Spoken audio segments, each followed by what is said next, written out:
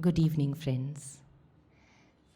Today we will explore a little bit about right action as guided to us by our scriptures, both the Gospels as well as the Bhagavad Gita.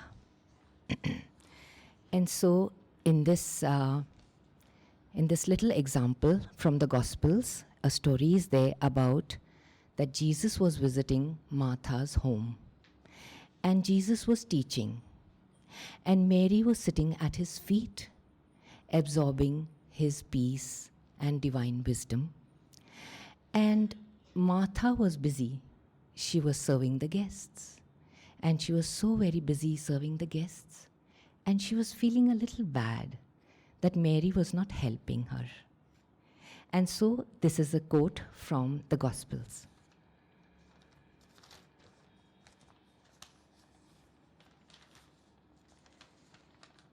"Lord," she cried, "doesn't it matter to you that my sister has left me to do all this serving alone? Please ask her to help me." "Martha, Martha," Jesus answered, "thou art careful and troubled about many things.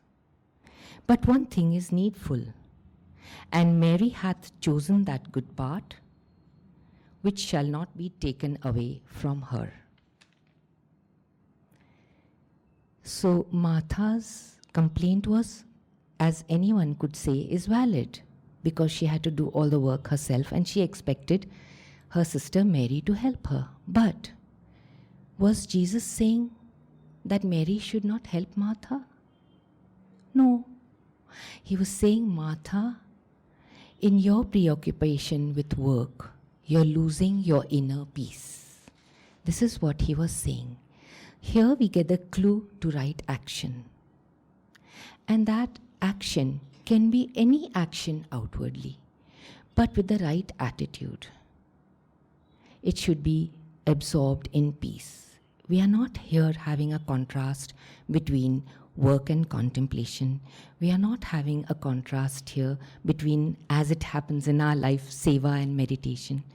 But it is a contrast between restless preoccupation and peaceful absorption. So we can do any work, it doesn't matter, but with the right attitude, it becomes right action. Also in the Bhagavad Gita, we have a quote from chapter 2, which sort of blends with this and tells us, the Lord tells us, "Actions performed under the influence of desire are greatly inferior to those which are guided by wisdom. Happiness eludes people when they act from self-interest. Seek shelter, therefore, in the equanimity of wisdom." Now, there is a story from Paramahansa Yogananda's life, and the story goes like this, a true story, that Paramahansa Yogananda was cooking. Is the sound coming? Even if I don't need to bend like that because it hurts me. Paramahansa Yogananda was cooking with the help of his assistant, and she was a nun. And as he was using the utensils and vessels, which he had finished using, he put it aside and she was cleaning it. So he would use a utensil and she would clean it. The next and the next and the next. Suddenly, Paramahansa Yogananda started using lots of pots and pans and mixing bowls. And this lady was huffing and puffing and trying her best to keep pace with him. And then, after a while, she laughed. She stopped and she laughed. She realized something. And then Paramahansa Yogananda Master looked at her, he smiled, and then he was not using as many pots and pans after that. Because the lesson she had learnt it is that she was doing with restlessness, and she needed to do it peacefully as a self-offering and the right attitude, which she realized. So see how the gurus teach us our right attitudes, which we need to learn not only from outside, like if you have a guru in your life in his physical form, but also Guru guides us from inside in our meditations. And now we'll speak a little bit about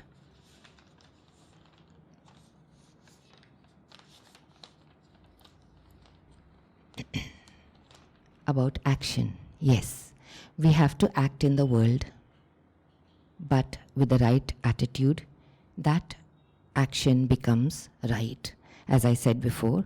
And we go into a little bit of how we have to, in our spiritual life, as we progress, our teachers tell us, make a balance between your seva and your meditation. This has been spoken about many times before. So we go about and we progress in our life and we try to find a balance between seva and meditation. But sometimes we go out of balance, because when we meditate, we find there's so much joy in meditation.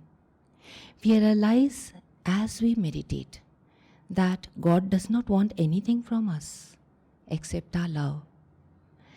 And as we keep realizing that outwardly we don't need to do anything, we come to know that one day this physical body will go away.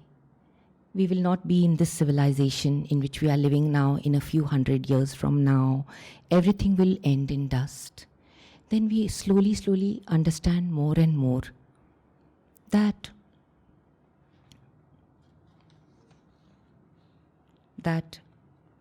though we won't be here, our consciousness will be here, we will be here, our soul will be here. So what is the point of all this? So we realize in meditation that the point of all this is to perfect ourselves inwardly.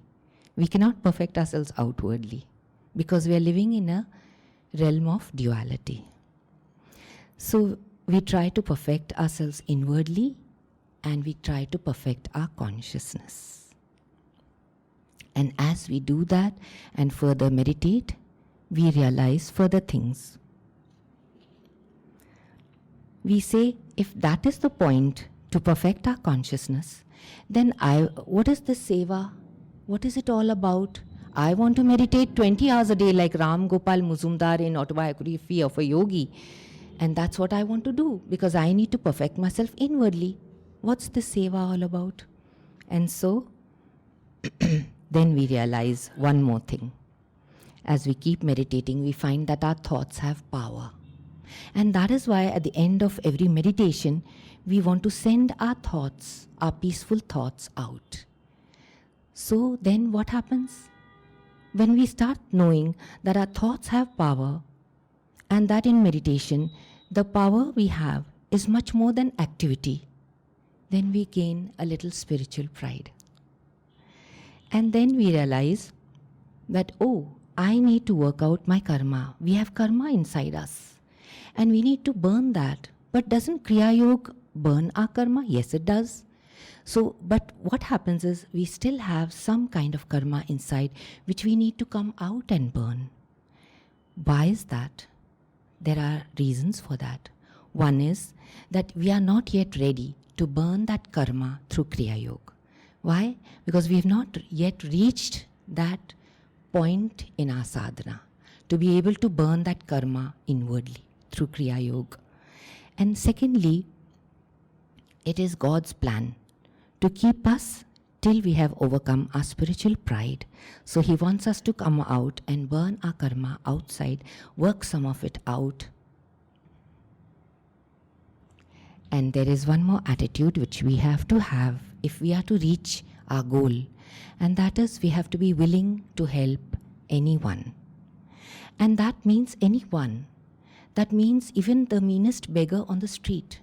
But these are just words, and we need to feel and prove to ourselves that we are willing to help anyone. These are the actually attitudes for us to take us where we need to go.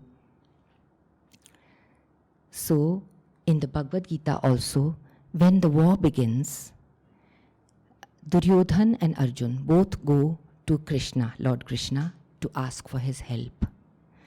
And Arjun came and sat near his feet. So obviously when Krishna opened his eyes, he was sleeping.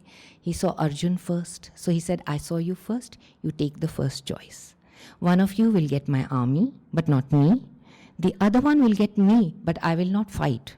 I will only guide your chariot. Arjun was given the first chance and he chose Krishna. He knew that if he has the Guru on his side, he will get there. Duryodhana was very, very happy. He said, what is this person doing? Asking for Krishna, that too who is not going to fight. I'm going to have the whole army. But of course, when the Guru is on our side, we win. That brings us to the true Guru. Now in our bringing that allegory into our lives, we have a true Guru, and that Guru guides us from inside. When we meditate, he guides us from inside, and that is, we get from his guidance a place of deep stillness and quietness. And then when we go out to work, to do our right action, so-called right action, we are able to call out in the battle den of activity, God, God, God. And that helps us to again remember that peace and stillness of our meditation. So we are guided even when we are in the world working by our deepness and the Guru's guidance in our meditation. Then further, Arjun many times has told Lord Krishna in the Bhagavad Gita that, please remind me again and again, I am confused. So Lord Krishna said, it's okay, even the wise get confused. It's all right to be confused. And so we get confused also in our lives, just like Arjun. And what happens is that we use our discrimination wrongly. At this point, we come to a place where Yogananda ji taught us that we have 4 aspects of our mind. And he also showed the places where they are. Man, Buddhi, Ahankar, and Chitta. That's the heart. So this being the place of seat of Buddhi is also the seat of discrimination. But the discrimination sometimes can fool us. For example, we have this inner knowledge that God is the doer. How far we have that knowledge and whether it has turned into wisdom. We say, okay, God is the doer. If I have just a little drink, it won't matter. After all, God is the doer. He's the one drinking, right? In that way, we can use our discrimination in a wrong way. So what happens? How do we fall and how do we climb back? By the help of these 4 aspects of mind which Yogananda has showed us as the seat. So first we'll see how we climb down, rather fall. So when our consciousness is seated in the 1,000-petal lotus, then that's where the masters are. Their consciousness is here. And here the discrimination is there, here the ego is there, here is the heart. The heart has desires. That's why it is also said that Bhima represents the heart, as how the 5 Pandavas do represent our chakras. And Bhima likes to eat all kinds of food. In the same way, we have desires and likes and dislikes. So our likes and dislikes cause us to be very restless. That disturbs us. For example, when we see a horse and then we say, it's my horse, we are using the ahamkara or the ego. And then we say, how I love my horse, we are using the heart's likes and dislikes. And if that horse dies, then we are sad. We say, oh, my horse has died, how sad. So the heart's feelings are disturbed. Why? Because of the ego and the attachments. Now what do we do to climb back? We try to still the heart, calm the heart. By Kriya Yoga, we can do it. By raising our energy up, we can do it. So we raise the energy from the heart up to the medulla, and there's the ego seated. And then what do? We offer the ego to the divine at the point between the eyebrows. How do we offer this ego to the Agya Chakra or spiritual eye? Is when we love God, when we want Him deeply enough, we will be able in Kriya to raise our energy so much and so strongly at the point between the eyebrows. Without love for God, without devotion, and only the technique, we may not be able to get there. In fact, we won't. So this is the climb back. The heart's feelings have to be calmed. The energy has to be raised up. The ego has to be offered into the point between the eyebrows. So we will now come to... Yeah. Now, supposing we ask God as we offer ourselves to God, not only in meditation but also in daily life, we keep on questioning God. Is this the right thing to do? Is it okay if I do this? And so many questions. But when we are sometimes not so still, we cannot hear His answer. He does answer, but sometimes we are not able to hear His answer. That's when our discrimination wavers a little. But if we are sincere enough, then God will answer us. Even if we may not hear His voice as a response, He will guide us through other ways. He'll respond to our thoughts in other ways. We may hear people saying something which will be a guidance to us. God speaks to us through other people, through friends, through anybody, through situations, through circumstances, if we are open enough to receive His answer, and He will guide us. Now, such an important thing as cultivating love for God, which we call devotion. How do we do that?